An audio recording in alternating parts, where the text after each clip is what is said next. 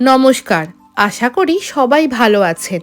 আমি সৌমি, আবারও চলে এসেছি আপনাদের কাছে এই বছরে আমাদের বাড়ি ফেরার গল্প নিয়ে।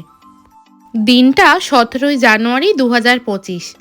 এখন বাজে ভোর 4:30। ঠিক 1 বছর 2 মাস 10 দিন আগে বাড়ি ফিরছিলাম এরকমই একটা ভোরে। ঠাকুরকে জল মিষ্টি দিয়ে আমার সব গাছগুলোকে জল দিয়ে তাদের জানলার ধারে বসিয়ে দিয়ে যাচ্ছি যাতে তারা ঠিকমতো রোদটা পায়। ব্যাগপত্র আগে থেকেই গুছিয়ে রাখা ছিল। শেষ মুহূর্তে পুরো বাড়িটা আরেকবার দেখে নিলাম দুজনেই, আর যা ছিল সব কিছুকেই আনপ্লাগড করে দিলাম। এইবার আমাদের বেরোনোর পালা।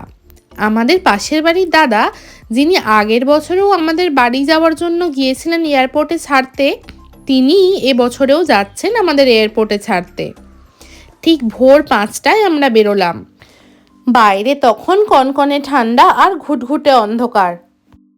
বাড়ি ফেরার উত্তেজনায় গতকাল রাতে ঘুম হয়নি কারোরই। রাত 8:30 নাগাদ যখন অফিস থেকে ফিরছিলাম তখন মনে হচ্ছিল এই রাতটা হয়ে আর কাজ নেই, ডিনার করেই না হয় বেরিয়ে পড়ি এয়ারপোর্টের উদ্দেশ্যে। অক্সফোর্ড থেকে হিথ্রো এয়ারপোর্ট পৌঁছাতে সময় লাগে ওই 1 ঘন্টা মতো।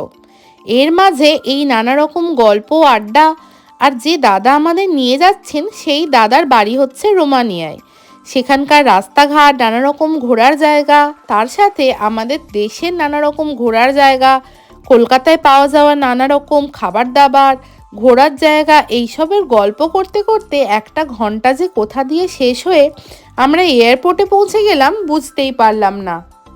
এয়ারপোর্টে পৌঁছালাম তখন ওই সকাল 6:15 মতো। তখনও কিন্তু বেশ অন্ধকার, সূর্যের আলো ফোটেনি। বাড়ি যাওয়ার আনন্দে নির্ঘুম রাতের ক্লান্তি এক নিমেষে কোথায় যেন উধাও। তারপর গাড়ি থেকে নেমে লাগেজগুলো নিয়ে আমরা চললাম এয়ারপোর্টের ভিতরে। এখানে এখন অনেকগুলো কাজের মধ্যে দিয়ে যেতে হবে। তার আগে আমরা দাঁড়ালাম ব্যাগেজ ড্রপের লাইনে। ব্যাগেজ ড্রপের লাইনে ছিল বেশ ভিড়। সেখানে প্রায় 1/2 ঘন্টা মতো দাঁড়াতে হলো আমাদের।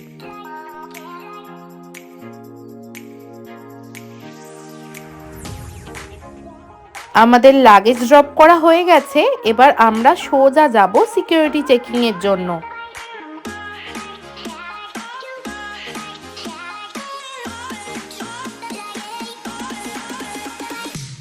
সিকিউরিটি চেকিং হয়ে গেছে আমাদের।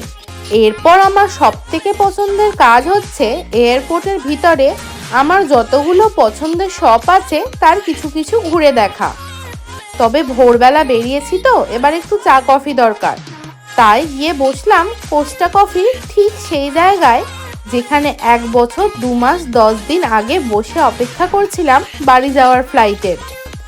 সৌম্য নিজের জন্য নিল একটু কফি আর আমার জন্য একটু হট চকলেট।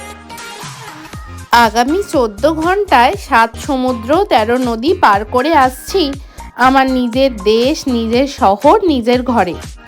এক অদ্ভুত টান। 412 দিন ধরে টানা অপেক্ষা করেছি কাছের মানুষগুলোকে দেখার অপেক্ষায়। তারাও ঠিক 412 দিন ধরেই অপেক্ষা করে রয়েছে তাদের কাছের মানুষ দুটোকে দেখতে পাওয়ার আশায়। ফ্লাইট টিকিট কাটার পর বাড়ি ফেরার আগে ঠিক 100 দিন থেকে কাউন্ট করতে শুরু করেছিলাম। তারপর সেই 100 দিনটা কমে কমে আর একদম 1 দিনে এসে দাঁড়িয়েছে। আর কিছু ঘন্টার অপেক্ষা মাত্র। ফ্লাইট ধরার আগে এই হিথ্রো এয়ারপোর্টে যতটুকু সময় বসে থাকি তখন সত্যিই বোঝা যায় এই এয়ারপোর্ট কেন পৃথিবীর ব্যস্ততম এয়ারপোর্ট। মনে হচ্ছে প্রতিটা সেকেন্ডে একটা করে ফ্লাইট পাড়ি দিচ্ছে তার গন্তব্যের উদ্দেশ্যে। আমরা ট্রাভেল করছি এতিহাদ এয়ারওয়েজে। আমাদের ফ্লাইট ছিল সকাল 9টায়। 9টা মানে এখন দেশের সময় ওই দুপুর 2:30টে। সব কিছু যদি সঠিক সময়ে হয় তাহলে ঠিক ভোর ওই 3টের মধ্যে আমরা নামবো কলকাতায়। এতিহাদ এয়ারওয়েজের এই একই ফ্লাইটে আমরা আগের বছরেও বাড়ি ফিরেছিলাম। আগের বছর আমাদের অভিজ্ঞতা কিন্তু যথেষ্ট ভালো হয়েছিল। এখন আমরা ফ্লাইটে উঠে গেছি আর সৌম্য আমাদের কেবিন লাগেজগুলো উপরের ব্যাগ রাখার জায়গায় সেট করে নিল। এই ফ্লাইটটার লেগ স্পেস কিন্তু যথেষ্ট ভালো। সিটের উপর একটা পিলো, একটা ব্ল্যাঙ্কেট, আই মাস্ক, একটা ছোট ব্যাগ আর ইয়ার প্লাগ রাখা ছিল। দেখতে দেখতে ফ্লাইটটা ভরে উঠল আর ফ্লাইট ছাড়ারও সময় হয়ে গেল।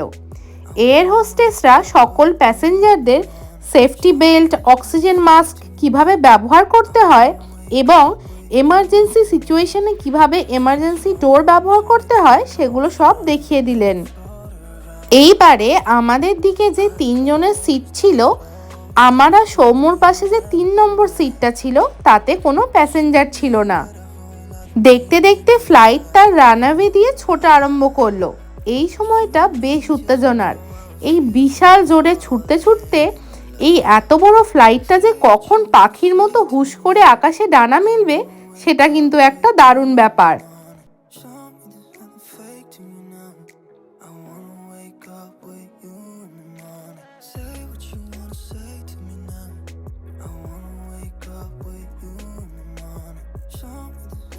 ব্যাস, এখন আমরা আকাশপথে মেঘের দেশ দিয়ে ফিরছি ঘরে।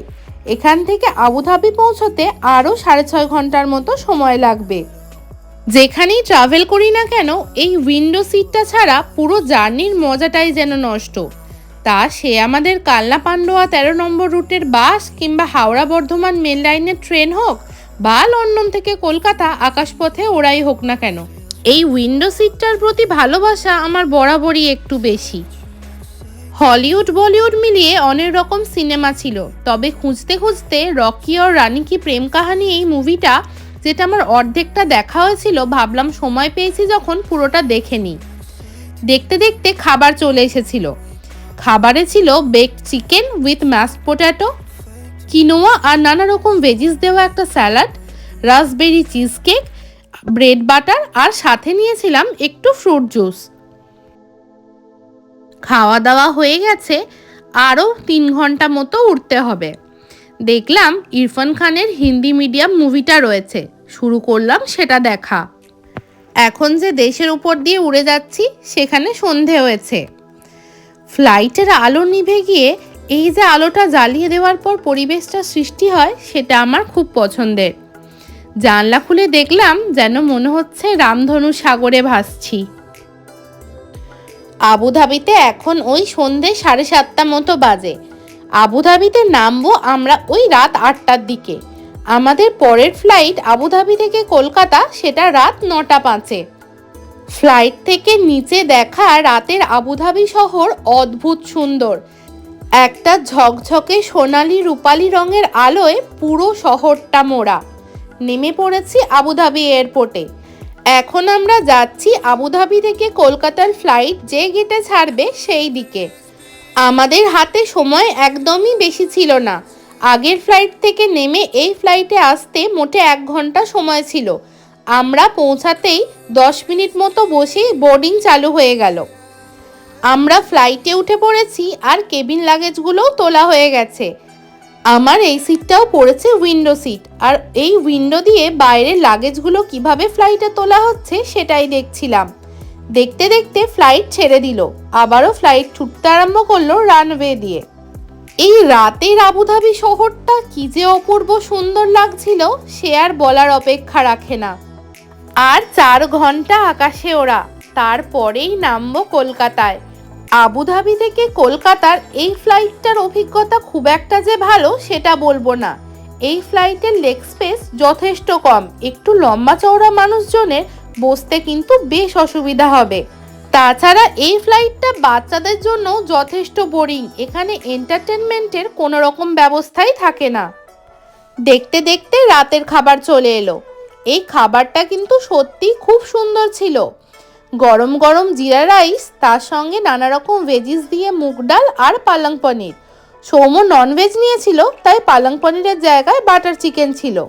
সাথে ছিল বিটের স্যালাড, ম্যাঙ্গো চিজ কেক আর যেরকম ব্রেড বাটার জলের বোতল থাকে সেগুলো তো ছিলই। তারপর খাবার খেয়ে যেই ফ্লাইটের লাইটটা অফ হলো তখন চেষ্টা করলাম একটু চোখ দুটো বন্ধ করতে।